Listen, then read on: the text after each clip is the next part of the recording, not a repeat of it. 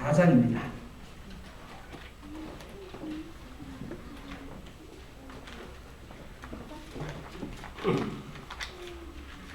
예, 말씀 읽기 전에 유수아 군사님 미국 가셨다가 또 건강하게 잘 돌아오셨습니다.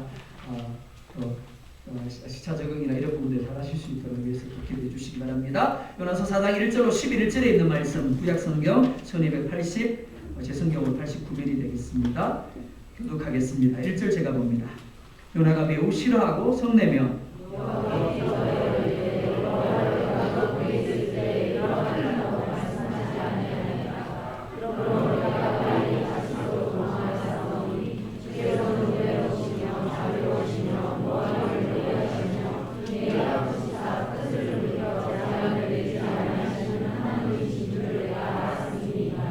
여호와여 원하건대 이제 내 생명을 거두어 가소서. 사는 것보다 죽는 것이 내게 나음이니이다 하니 요나가 성읍에서 나가서 그 성읍 동쪽에 앉아 거기서 자기를 위하여 초막을 짓고 그 성읍에 무슨 일이 일어나는가를 보려고 그 그늘 아래에 앉았더라. 하나님 여호와께서 방울을 위하사 요나를 가리게 하셨으니 이는 그의 머리를 위하여 그들이 지혜하며 그의 외로움을 변하게 하려 하심이었다. 요나가 방울로 말미암아 함께 기뻐하였더니 하나님이 벌레를 예비하사 이튿날 새벽에 그 박는 풀을 갉아먹게 하시며 시드니라. 내가 그에게 하나님의 뜨거운 동풍을 예비하셨고 해는 요나의 머리에 조임해 요나가 흥미하여 스스로 죽기를 구하여 이르되 사는 것보다 죽는 것이 내게 나음이니이다. 하나님이 요나에게 이르시되 내가 이 막는 풀로 말미암아 성내는 것이 어찌 옳으냐 하시니 그가 대답하되 내가 성내에 죽기까지 할지라도 옳으니이다 하니라. 여호와께서 이르시되 내가 수고도 아니하였고 제대도 아니하였고 하룻밤에 났다가 하룻밤에 날아가리니 이 막는 풀을 아꼈거든. 같이 봅니다. 하물며 이 큰 성읍 니느웨에는 좌우를 분별하지 못하는 자가 12만여 명이요 가축도 많이 있나니 내가 어찌 아끼지 아니하겠느냐 하시니라. 아멘. 기도하겠습니다. 하나님의 말씀을 듣습니다. 주님이 말씀하시고 주님이 듣게 하시며 주님이 깨닫게 하시고 주님이 순종할 수 있는 행할 수 있는 능력도 허락하여 주시옵소서. 전하는 자나 받는 자나 동일하게 하나님 말씀 앞에서 겸손하게 두려움으로 받게 하여 주옵소서. 예수님의 이름으로 기도드리옵나이다. 아멘. 제목을 같이 한번 읽어보겠습니다. 시작. 방울이 아닌 하나님. 방금풀이 아닌 하나님이라는 제목으로 하나님의 말씀 증가하도록 하겠습니다. 철학자 아리스토텔레스는 인간을 사회적 동물이라고 정의를 했습니다. 즉 인간은 서로 어울려 살 수밖에 없고 사회 속에서만 인간은 인간답다라고 했습니다. 그런데 이런 인간의 어울림을 방해하고 깨뜨리는 것 중에 하나가 이기주의입니다. 모든 공동체 안에서 어울림을 위해서는 서로에 대한 배려가 필요합니다. 용납이 필요하고 희생이 필수적이다라고 할 수가 있습니다. 하지만 이기주의는 다른 사람이야 어찌되든지 자신만 잘 되면 자신만 잘 먹고 잘 살면 된다라는 태도를 가집니다. 하지만 아리스토텔레스의 말처럼 사람은 어울려서 사회라는 것을 구성하고 있기 때문에 다른 사람이 살지 못하면 나도 못 살게 되어 있습니다. 따라서 이기주의는 자신이 죽어가는 줄도 모르는 가운데 몰락하게 하는 이유가 된다라고 할 수가 있는 겁니다. 이는 영적인 부분에서도 그리고 교회 안에서도 마찬가지다라고 할 수가 있습니다. 하나님의 일방적인 사랑과 은혜가 우리를 구원의 자리에 머물게 했습니다. 그러니까 인생에 누릴 수 있는 최고의 복이 하나님의 사랑과 은혜의 대상이 되는 것이라고 할 수 있습니다. 문제는 자신의 구원과 축복에 대해서는 기뻐하면서도 다른 사람의 구원과 축복에 대해서는 시기한다거나 배아파하는 잘못된 이기주의가 우리도 알지 못하는 가운데 우리 안에 자리한다라는 겁니다. 하나님이 바다에 던져진 요나를 큰 물고기를 예비하셔서 삼키게 하십니다. 그리고 3일이 지난 후 요나가 하나님 앞에 기도합니다. 그러자 하나님이 요나의 기도를 듣고 물고기로 하여금 육지에 토해내게 하십니다. 육지에 토해내진 요나는 가고 싶지 않지만 어쩔 수 없이 니느웨에 가서 하루길을 걸으며 하나님의 심판을 외칩니다. 그 결과가 무엇이었습니까? 니느웨 왕을 비롯한 모든 백성들이 마치 기다렸다는 듯이 하나님을 믿습니다. 금식을 선포합니다. 높고 낮은 자를 막론하고 붉은 베옷을 입고 하나님의 긍휼을 구합니다. 뿐만이 아니죠. 악에서 떠납니다. 그리고 하나님이 그 모습을 보시고 뜻을 돌이켜서 내리기로 하신 재앙을 돌이키십니다. 하나님이 이렇게 하신 이유가 무엇이라고 그랬습니까?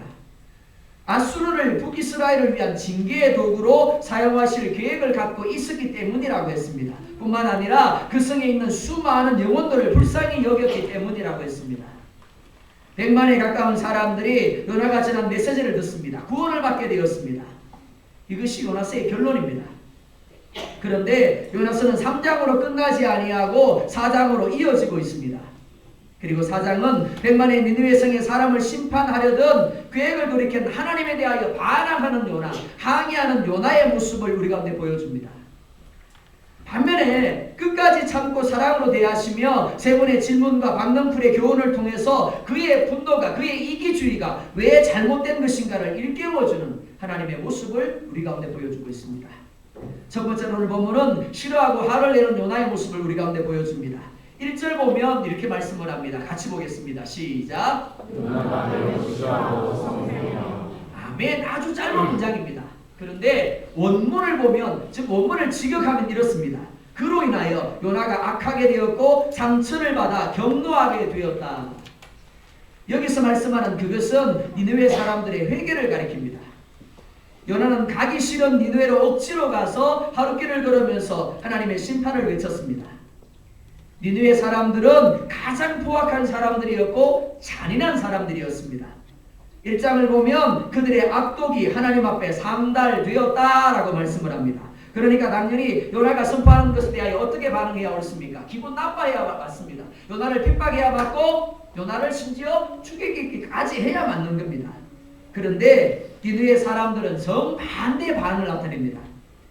왕을 비롯해서 온 국민이 베옷을 입고 금식을 선포하고 회개하였습니다.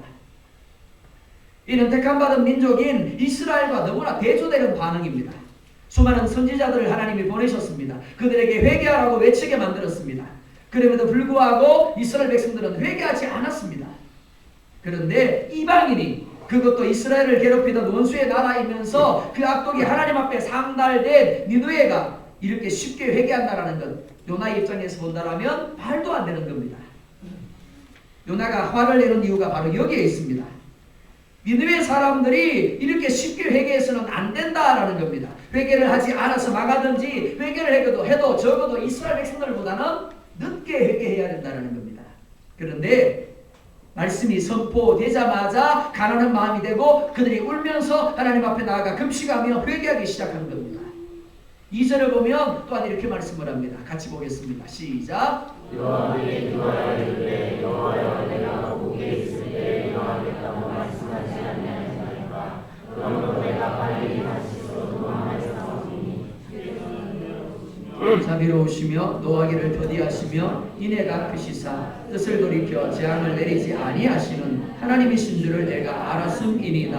아멘.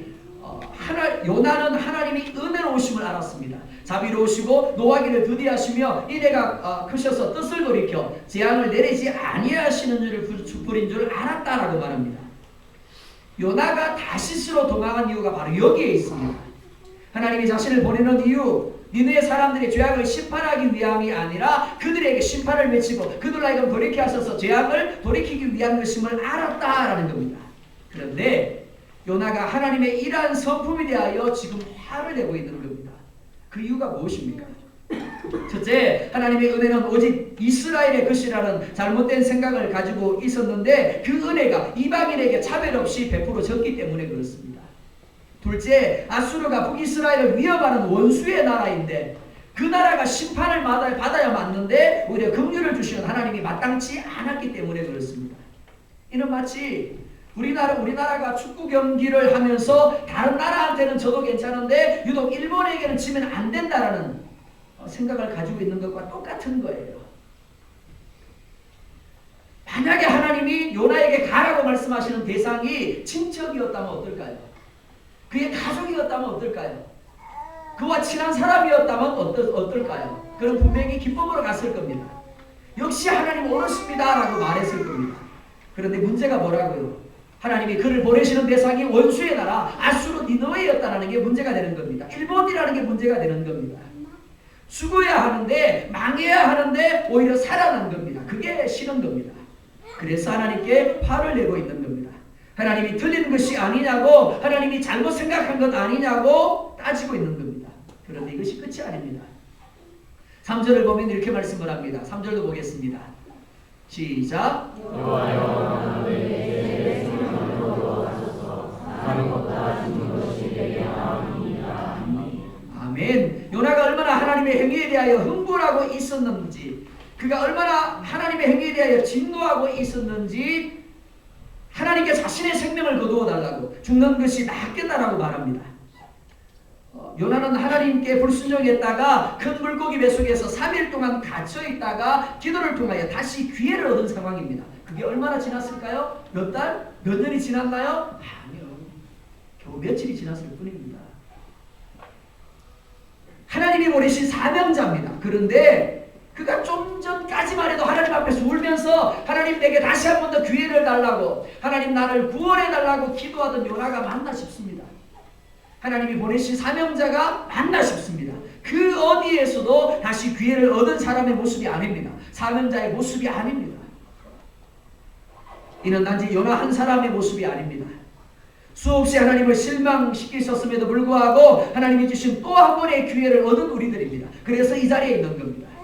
제가 오늘 목사로서 이 자리에 서 있는 것, 여러분들이 장로님으로, 교사와 찬양팀으로 혹은 직분자로, 믿음의 사람으로 이 자리에 서 수 있는 것, 하나님이 다시 기회를 주셨기 때문입니다. 그런데 문제가 무엇일까요? 과연 우리에게 사명자의 모습이 있는가 하는 겁니다. 우리에게 다시금 하나님이 주신 기회를 잡은 자의 모습이 있는가 하는 겁니다. 우리의 자리는 하나님의 교회를 유익되게 하기 위하여 세움을 입은 자리입니다. 하나님의 기쁨을 위하여 세움받은 자리입니다.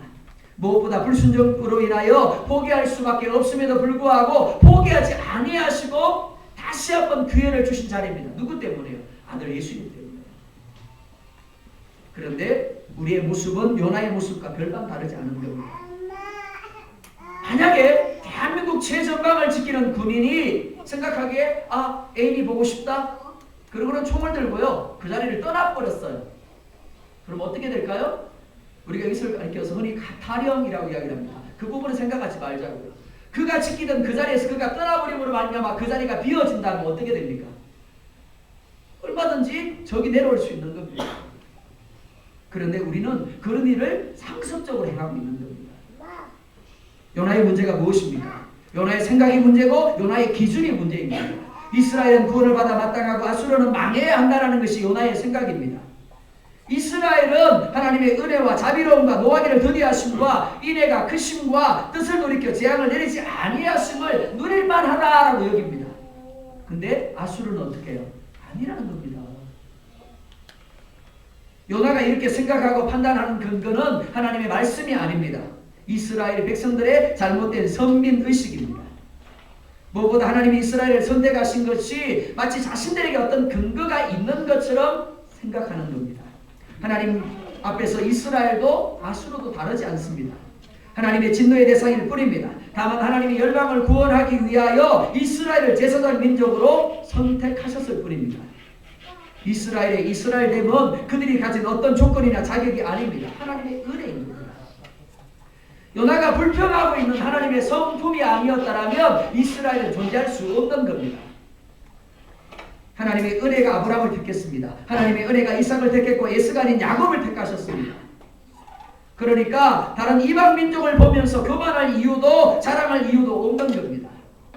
하지만 요나를 비롯한 유대인들은 착각 속에 빠져 있습니다. 자신들에게 다른 민족들과 다른 특별한 조건이 있다라고, 자격이 있다라고 생각을 하는 겁니다. 그러니까 당연히 교만할 수밖에 없고 저들은 죽어야 되고 우리는 복을 받아야 된다라고, 저들은 망해야 되고 우리는 흥해야 된다라고 생각하는 겁니다. 니느를 향하여 베풀어진 그 은혜가 이스라엘에게 먼저 베풀어진 겁니다. 하지만 이스라엘 백성들은 이 은혜의 의미를 올바로 깨닫지 못했습니다. 이는 요나 자신도 마찬가지입니다. 하나님께 불순종해서 바다에 던져진 요나입니다. 자신이 죄로 인하여 바다에 던져 죽은 존재입니다. 만약에 하나님이 물고기를 예배하지 아니하셨다면 어떻게 되나요? 이미 죽은 거예요. 그런데 그런 요나를 하나님이 큰 물고기를 준비하셔서 그를 살려놓으셨습니다. 뿐만 아니라 그가 뱃속에서 기도하는 그 기도를 하나님이 들으시고 그를 구원하셔서 다시금 기회를 주셨습니다. 하나님이 이렇게 하신 것은 요나가 아니면 할 사람이 없었기 때문이 아닙니다. 하나님의 은혜고 하나님의 사랑입니다. 그렇다고 한다면 요나가 하나님이 일하시는 것이 자신의 생각과 다르다고 해서 화를 내고 차라리 죽여달라고 소리쳐서는 안 되는 겁니다. 사실 하나님이 하시는 일은 우리가 결코 이해할 수가 없습니다. 그래서 이사야 55장 8절과 9절을 보면 이렇게 말씀을 하고 있습니다. 같이 보겠습니다. 시작. 여호와의 말씀에 내 생각은 너희 생각과 다르며 내 길은 너희 길과 달라서 하늘이 땅보다 높은 같이 내 길은 너희 길보다 높으며 내 생각은 너희 생각보다 높으니라. 하나님이 우리보다 높습니까? 아니면 내가 하나님보다 높습니까? 하나님의 생각이 내 생각보다 높습니까? 내 생각이 하나님의 생각보다 높습니까? 하나님의 뜻이 내 뜻보다 높습니까? 아니면 내 뜻이 하나님 뜻보다 높습니까? 한번 대답해 보십시오. 어떻습니까? 하나님입니까? 나입니까? 여기서는 분명히 여러분들은 하나님이라고 대답할 겁니다. 그런데 이 예배실의 문을 열고 나가는 순간에 우리의 생각은 어떻게 됩니까? 요나처럼 되는 겁니다. 하나님보다 내가 높은 것처럼, 하나님보다 내가 똑똑한 것처럼, 하나님의 생각보다 내 생각이 큰 것처럼 여기는 겁니다. 그래서 하나님을 판단합니다. 하나님 이건 이렇게 하는 게 좋을 것 같은데요. 하나님이 이건 이렇게 하는 게 옳을 것 같아요. 하나님이 틀린 것 같아요. 한 번 더 생각해 보세요. 한 번 더 고민해 보시고 일주일 뒤에 나한테 다시 이야기해 주세요. 그리스도인들이 쉽게 범하는 실수가 바로 이것입니다. 하나님을 전지전능한 분으로 믿는다라고 합니다. 그러나 정작 내 생각과 내 뜻대로 되지 아니하면 그때부터는 하나님이 나보다 덜 떨어지시고 하나님이 모자란 분인 것처럼 반응한다라는 겁니다. 자신의 기준과 하나님의 섭리가 맞지 않는다라고 하나님 앞에 대듭니다. 싫다고 성냅니다. 이것이 누구의 모습이요? 우리의 모습이고 요나의 모습입니다. 또한 우리의 수준입니다. 우리에게 베풀어진 은혜의 가치와 의미를 올바로 인식하지 못할 때 마치 요나처럼 우리의 뜻을 관철시키기 위해서 하나님을 붙들고 늘어지고 그것이 안 되면 마치 하나님이 큰 실수라도 하신 것처럼 싫어하고 화를 내게 되는 겁니다. 하나님은 그런 요나에게 묻습니다. 네가 손대는 것이 옳으냐? 내가 너의 기도에 네 기도대로 응답해 주지 않았다고 해서 네가 화내는 것이 옳으냐? 네가 그렇게 나를 향해 따지는 것이 옳으냐? 그렇게 묻습니다. 하나님이 모든 것을 주관하시며 섭리하신다라고 하나님이 합력하여 선을 이루신다라고 믿는 네가 네 뜻대로 되지 아니했다라고 해서 화를 내고 절망하는 것이 옳으냐고 묻고 있는 겁니다. 만약 바울이 이렇게 고백했다면 어떻게 되었을까요? 그의 가시를 제거해달라고 바울은 하나님 앞에 3번 기도했대요. 단순히 3번이 아닙니다. 오해하시면 안 됩니다. 3은 하나님의 숫자예요. 하나님이 원하시는 만큼 기도했다는 이야기예요. 하나님 앞에 기도했습니다. 근데 그 가시가 뭔데요? 간질이라고도 이야기를 하고 안질이라고도 이야기를 합니다. 간질이 뭐죠? 도는 겁니다. 그죠? 이렇게 말씀을 잘 전하고 있습니다. 근데 간질 증세가 나타나면 어땠습니까? 거품을 불고 쓰러집니다. 근데 한번 생각해 보실래요? 바울이 말씀을 잘 전하고 있습니다. 은혜 받고 있습니다. 근데 어느 한순간에 간질 증세가 와가지고 뒤로 넘어져요. 은혜가 돼요? 안 돼요? 경험 안 해보셔가지고 모르는구나. 은혜가 될 거야 안 될까요? 안 되잖아요. 뭘 고민을 해요. 받은 은혜조차도 날려버리는 거예요. 안질도 마찬가지입니다. 그가 다메섹에서 예수님의 빛을 보고 나서 눈이 멀어졌습니다. 그것 때문에 평생 안질 때문에 고생했다라고 이야기를 해요. 근데 어느 정도로 심했는지 그가 하나님 앞에 3번씩이나 기도했대요. 그것도 은혜가 안 되는 거예요. 목사님하고 앞에 앉아가지고 이야기를 하는데 눈에서 진물이 줄줄 나고 눈곱이 끼어있다 생각해 보세요. 저를 찾아오시겠어요? 아니요. 뭐 다른 자리는 몰라도 식사 자리는 절대 초대 안 하려고 그럴 겁니다. 바울이 그랬다라는 겁니다. 근데 하나님 뭐라 말씀하시는데 이렇게 말합니다. 네 은혜가 네게 족하다. 내 은혜가 네게 족하다. 한국말로 이렇습니다. 네 팔자대로 살아.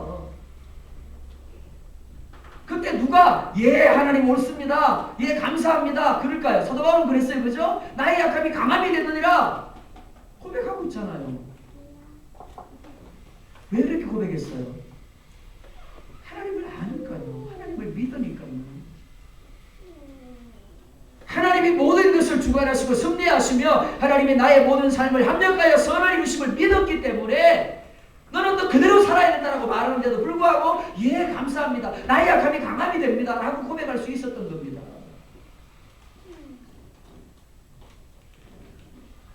나름대로의 기준과 생각을 가지고 요나처럼 하나님을 판단하는 것처럼 하나님을 판단하고 하나님을 향하여 대들고 하나님을 향하여 화를 내는 것만큼 리스크 교만한 것은 없는 겁니다. 그러면 하나님 어떻게 행동하실까요? 네 마음대로 해라고 하실 수밖에 없는 겁니다. 망하는 거예요. 무엇보다 요나가 물고기 뱃속에서 기도한 것이 며칠이나 되었습니까? 영적 교만을 주의해야 합니다. 무엇보다 하나님을 단지 머리로만 이해하려고 하면 안 되는 겁니다. 삶을 통해 하나님의 신실하심과 자비하심이 고백되어지고 인정되어져야 됩니다. 내가 머무는 가정에서, 내가 머무는 사업장에서, 내가 머무는 직장에서, 내가 머무는 학업의 자리에서 하나님을 만나야 됩니다. 하나님과 함께해야 돼요. 체험해야 됩니다. 그래야만 하나님이 나의 기도를 거절하신다고 할지라도 당신은 옳습니다 라고 말할 수 있게 되어지는 겁니다. 그래야만 나의 생각을 내려놓고 내 고집을 내려놓고 하나님을 앞서 세우고 하나님의 등을 바라보면서 하나님의 발자국에 내 발을 포개면서 따라갈 수 있게 되어지는 겁니다. 자기 고집을 3일상 15장은 우상 숭배와 같은 죄라고 이야기하고 있습니다. 저는 증거를 혹 요나와 같은 고집으로 하나님 앞에 서지는 않습니다. 하나님을 믿는다라고 하지만 정작 나 자신을 하나님 삼아서 우상 숭배하는 자리에 머물고 있지 않습니까? 그러면서도 하나님 나를 축복해달라고, 하나님 나의 삶 가운데 하나님 평강으로 충만하게 달라고 그렇게 기도하고 있지 않습니까? 말을 놓지 않고는 하나님 결단 우리를 축복하실 수가 없는 겁니다. 두 번째로 하나님의 사랑과 열심을 우리 가운데 보여주고 있습니다. 5절을 보겠습니다. 시작.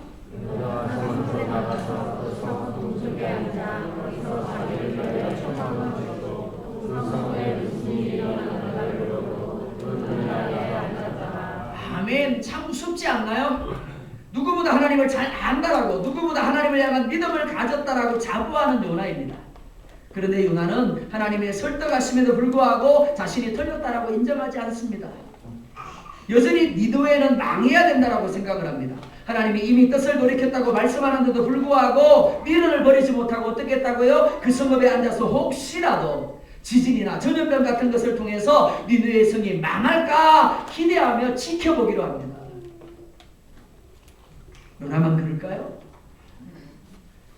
하나님 우리가 기도 응답한 것에 대하여 말씀을 통하여 우리 가운데 이미 응답을 주십니다. 환경을 통해서 주변 사람들의 소리를 통해서 우리 마음에 이미 감동을 통하여 응답을 주세요. 근데 우리 모습은 어떻습니까? 미련 버려요? 네 하나님 감사합니다. 그리고 순종하던가요? 미련 못 버리는 겁니다. 끝까지 이건 하나님의 음성이 아닐 거야. 이건 하나님의 감동이 아닐 거야. 이건 하나님 나에게 주신 응답이 아닐 거야. 그렇게 하는 겁니다. 저도 그랬어요.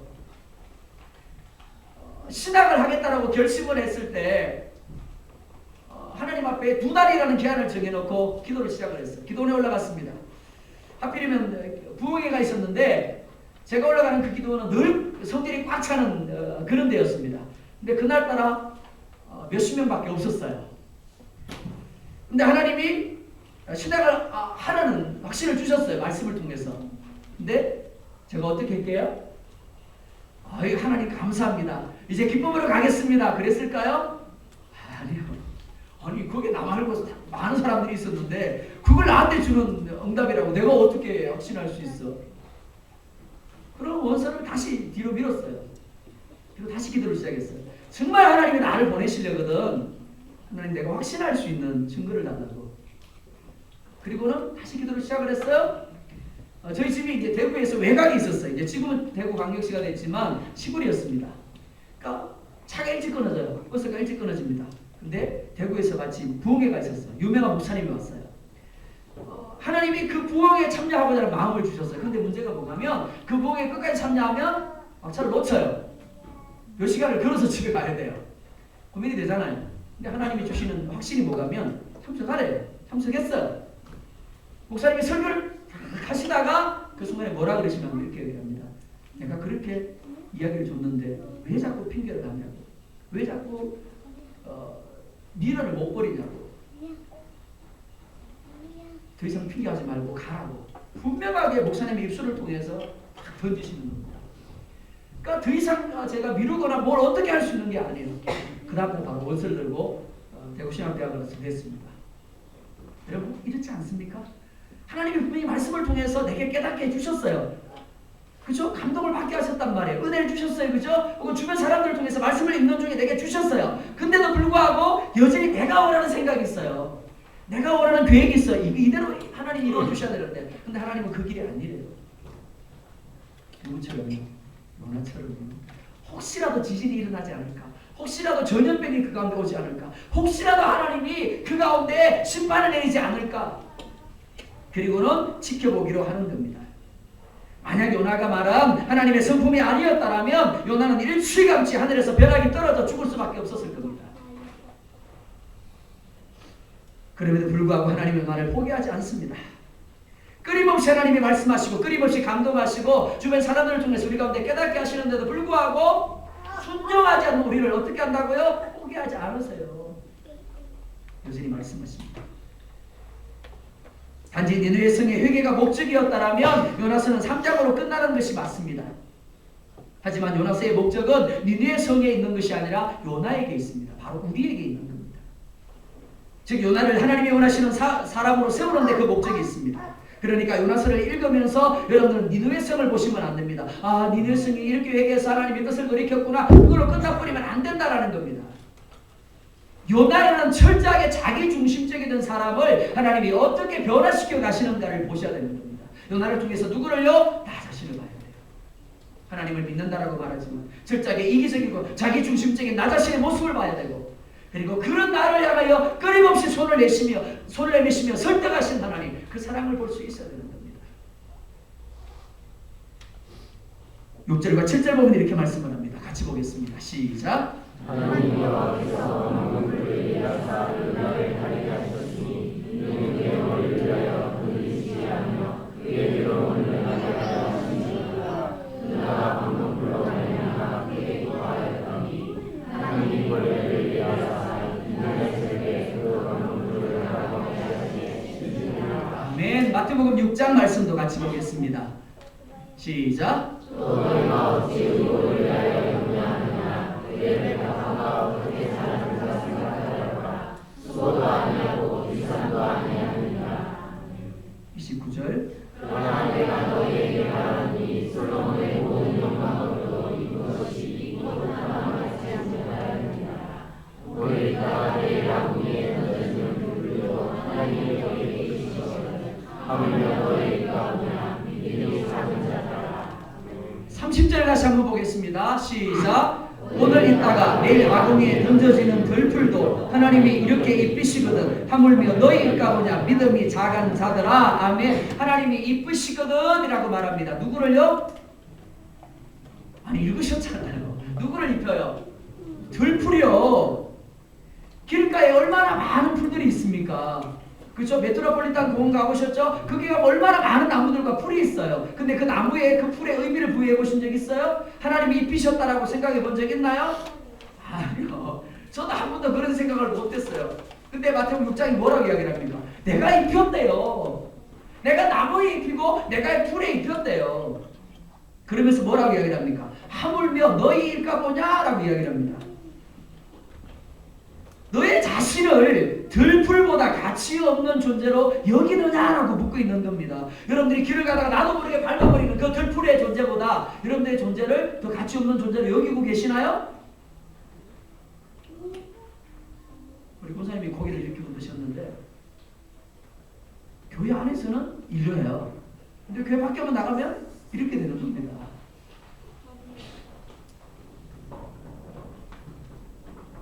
들풀과 비교할 수 없는 너의 삶이 우연이라고 여기느냐? 들풀과 비교할 수 없는 너의 삶이 어쩌다 보니까 그렇게 된 것이라고 여기느냐?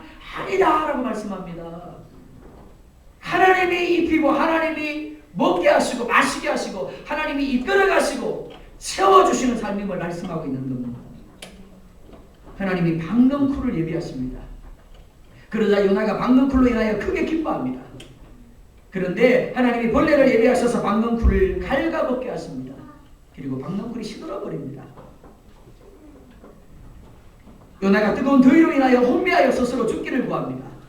하나님의 목적이 박너쿨에 있습니까? 아니요. 하나님의 목적은 박너쿨에 있지 않아요. 이 박넝쿨을 통해서 하나님의 마음과 하나님의 사랑이 어떤 걸 요나에게 깨닫게 하기를 원하시는 겁니다. 하나님 우리의 건강의 목적이 있지 않습니다. 물질의 목적이 있지 않습니다. 먹고 마시고 입는 것의 목적이 있지 않아요. 그 모든 것들을 통해서 뭘 깨닫게 하신다고요? 하나님이 먹이고 하나님이 입히고 하나님의 사랑이 없다고 하나님의 마음이 어떠한가를 우리 가운데 알게 하기를 원하시는 겁니다. 그런데 요나가 어떻게 반응합니까? 박넝쿨에 기뻐하고 박넝쿨에 화를 내며 죽으려 합니다. 9절에 보면 이렇게 말씀을 합니다. 같이 보겠습니다. 시작.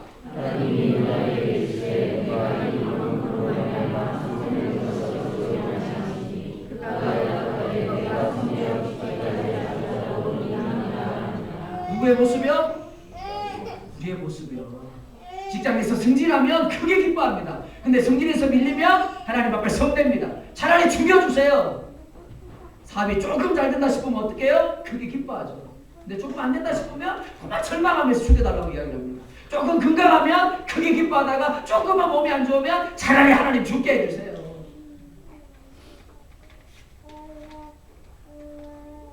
언젠가 신문기사에 이런 이야기가 실렸습니다. 장성한 아들이 좋은 대학을 나오고도 취직을 못합니다. 계속해서 집안에 뒹구니까 늙은 노모가 아들이 용돈을 달라고 하는데 더 이상 주지 않겠다라고 선언을 합니다. 그래서 아들의 반응이 무엇이었는지 아십니까? 그 노모를 폭행합니다. 노모가 왜 그렇게 했을까요? 노모가 그렇게 한 것은 아들이 눈높이를 낮춰서라도 취직을 하기를 원한 겁니다. 그런데 아들은 단지 자신이 원하는 것이 거절당한 것에 대하여 분노하며 늙은 노모니를 폭행한 겁니다. 그래서 신문에 실렸어요. 사실 요나는 물론이고 우리도 다르지 않습니다. 우리는 하나님이 갖고 있는 큰 계획의 틀이나 우리를 향한 하나님의 마음의 의도는 관심이 없습니다. 단지 하나님이 우리에게 주시는 박넝쿨에만 관심이 있는 겁니다. 그래서 박넝쿨이 주어지면 크게 기뻐하고 박넝쿨이 거둬가면 하나님을 향하여 화내며 하나님을 향하여 어떻게 해요? 대드는 거예요. 하나님이 박넝쿨을 통해서 의도하시는 바가 무엇입니까? 10절과 11절도 같이 보겠습니다. 시작. 여호와께서 이르시되 내가 수고도 아니하였고 죄도 아니하였고 하나님을 따라 한번에 갈라버리니 박넝쿨을 아꼈거든. 하물며 이 등성 위에 장물을 속한 자가 10만 명이요 각종의 인간이 내가 어찌 아끼지 않겠느냐 하시니라. 아멘. 자오를 분별하지 못하는 자가 12만여 명이다 라고 말씀을 합니다. 이건 어린아이를 가리킨다고 제가 이야기를 했습니다. 그러니까 니느웨 성에 약 100만여 명 정도가 살고 있었을 것이다. 역사학자들은 이렇게 추정을 합니다. 하나님은 요나가 아낀 박넝쿨과 니느웨 성의 사람들을 비교합니다. 그러면서 네가 박넝쿨을 아끼는데 내가 100만여 명의 사람들을 아끼는 것이 문제가 있는 거냐? 이상한 거니? 라고 묻고 있습니다. 요나는 자신이 물고기 뱃속에서 구원받은 것처럼 니느웨 사람들이 다시 한 번 더 기회를 얻은 것에 대하여 기뻐했어야 옳습니다. 그래야 요나의 믿음이 바른 믿음이 되는 겁니다. 내가 다른 사람에 대하여 나 자신에게 하는 것처럼 사랑으로 반응하지 않는다라면 바른 믿음이라고 할 수 없습니다. 하나님 나를 축복하셨으니 옆에 있는 사람도 축복해 주세요. 저 사람도 축복해 주세요. 내게 은혜 주셨으니 저 사람에게도 은혜 주세요. 이게 맞는 거예요. 근데 하나님의 사랑을 받은 사람이 이렇게 이야기를 합니다. 그 사람은 나만 받아야 돼요. 저 사람은 망하게 해주세요. 저 사람은 심판받게 해주세요. 오늘 1부 예배 때 제가 사랑에 대한 이야기를 했어요.